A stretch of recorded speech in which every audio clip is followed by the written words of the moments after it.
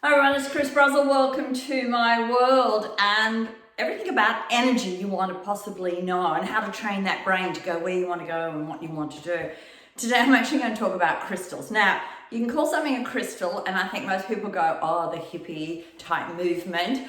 Or you can talk about gemstones and the value of gemstones, and people think diamonds and sapphires and they immediately go into a whole different mind space. It's a precious stone, and crystals, whether you call them crystals, whether you call them gemstones, healing stone, it doesn't matter, but it can't go anywhere but to say they have an amazing effect on you just by holding. So I've got a 5-series videos for you on gemstones, if you want to call them gemstones, crystals, if you want to call them crystals, healing stones. They are just amazing pieces from the earth. And when you work with the earth, you're actually immediately working with relationships, you're working with nurturing, and you're getting grounded, and you just get to open a whole new space with your mind, your body, and everything around you. So the first step is, how did I get into this? And when I go back and I think about it, it's like years and years ago. I was first introduced about 40 years ago when I was at the University of New England, and that's where I set up one of the first wellbeing and lifestyle programs in universities in Australia, and got connected to do a whole lot of other wellbeing. So at that stage, I was very, very tied up in, it had to be professional, it had to be researched, it had to be proven, because you just don't go into a university and say, oh, I've got a crystal, guess what this does? But in fact, at that stage, I really wasn't up to that. It was just my beginning. And everything that you need walks before you. So the way I got introduced a number of years ago, it was about 40, was I was actually coming back from Manly on holidays with my ex-husband and our daughter and some friends. And we got off the Manly ferry and we left. And when you're ready to connect with crystals or gemstones or precious stones or healing stones, you will be drawn to it, and you won't be able to do anything about it because you'll just be drawn to it. So we got off the boat, we were heading back to our motel to go out for dinner. And there was this stand there, which I'm sure you see down at Manly. And as I walked past, I saw this hanging on the side, and I just couldn't walk past it. In fact, I tried, and then I got back and had to turn around. So I went back and I just asked the lady, what is this? And she said, it's an amethyst, and it's one that you can actually get messages from, or you can wear it as a necklace. And I said, what's amethyst? And she went through explaining everything about what an amethyst is. Little did I know at the time that amethyst is actually my stone to bring out my amazing natural abilities. So I couldn't help, but I kept asking her questions. My ex-husband came back and said, what are you doing? Oh, that's just a load of rubbish or garbage. Come on, we've got things to do. But it didn't matter what he said, and normally it did at that stage. I couldn't leave this little crystal. So I asked how much, pulled out my wallet, and of course, bought it. And then I was totally intrigued by it, because she showed me how just to ask for messages, yeses and nos and different things. But it was just like, it just belonged to me, and it just felt so amazing in my hand. The next day we were shopping in Manly, and I went into a bookstore, and there I found my first crystal book. Well, I thought I had struck heaven.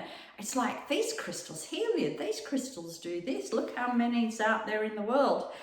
So that's how my journey started. Now, it didn't go immediately.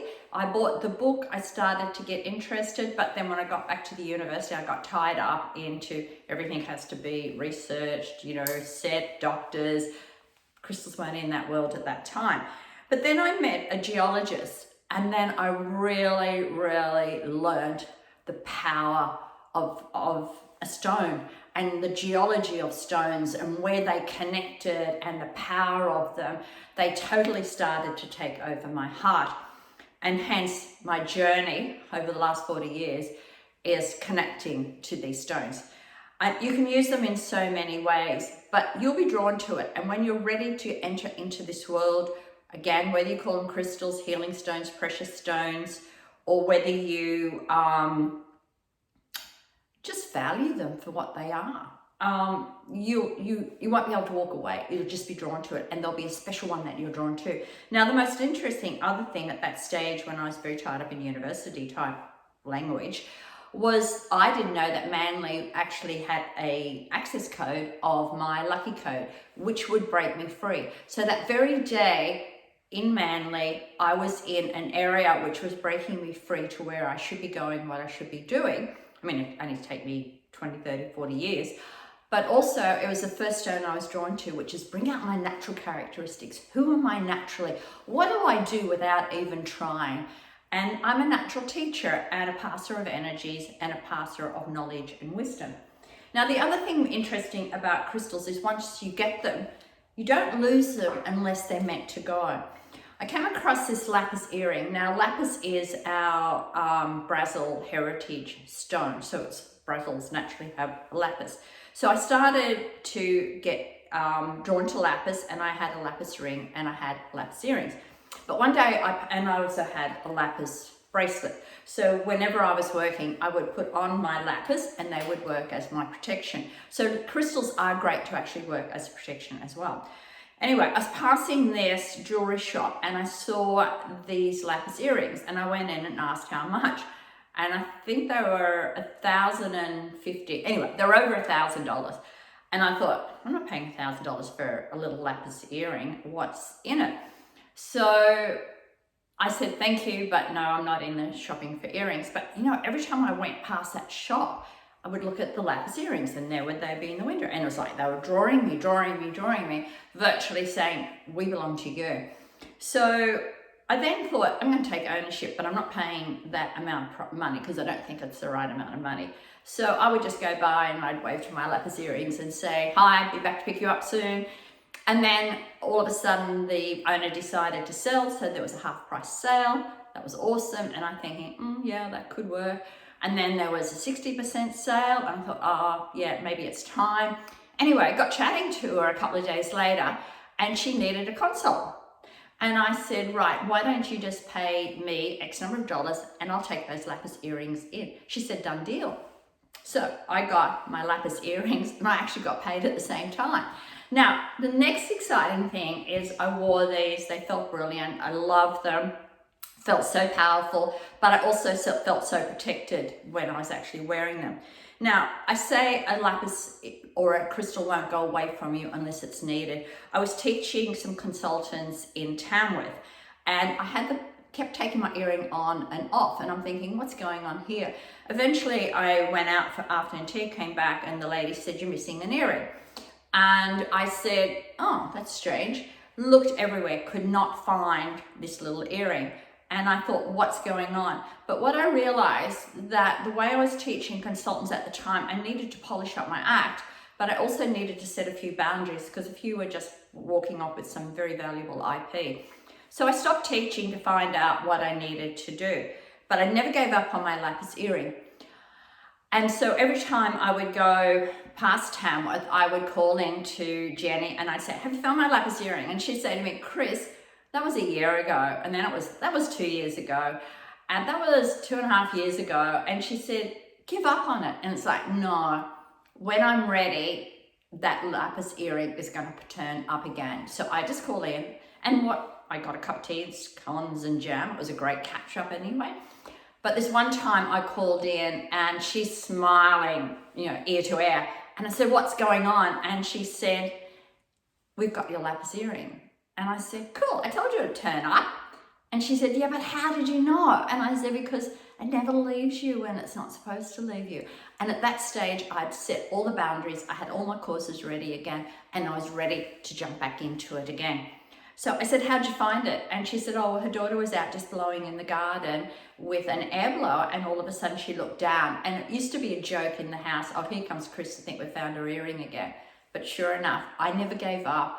I knew it was mine. I knew it was going to come back to me. It was a matter of when I was ready to get back out on the teaching scene and do it again. So your gemstones, crystals, whatever you want to call it, they work in so many ways. My first one got me into the energy which I teach about today. This got me to really value who I am, but to know the power of the mind and the power of knowing.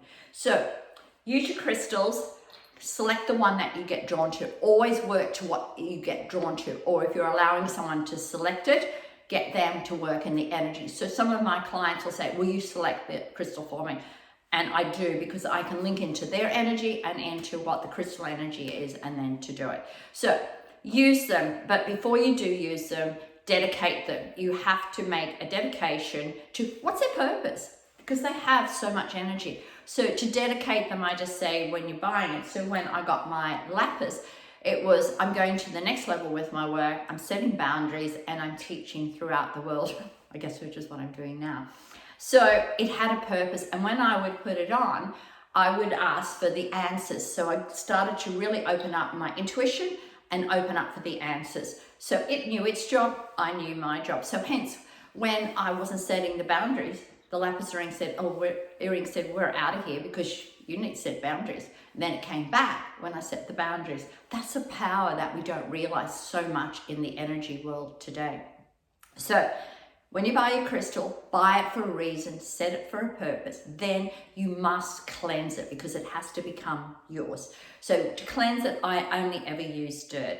Some people use the moon, some people use salt water. You got to be very careful with salt water, so I wouldn't do that. The moon energy, I think, is great, but I think it has to go back to the earth. It has to go back to where it started so it can come back out again. So I usually find a beautiful spot, I put it in, and I give it the time to rest there. Now, some days I'll go back after 1 or 2 days. Sometimes I'll go back after 1 or 2 days and my crystal's not there. Don't worry, it just says you're back too early and it's not ready to come back out again. So it goes into the dirt, you put the cleansing over it, the dirt over it for the cleansing, and then you leave it rest until you know you're ready and that's ready. Go, and you just take it out and you just wash it gently under some nice warm water. You can use cold water if you want to, but under warm water, dry it beautifully gently. Then your crystal's ready to go, or your gemstone, or your precious stone, or your healing stone, whatever you want to call it.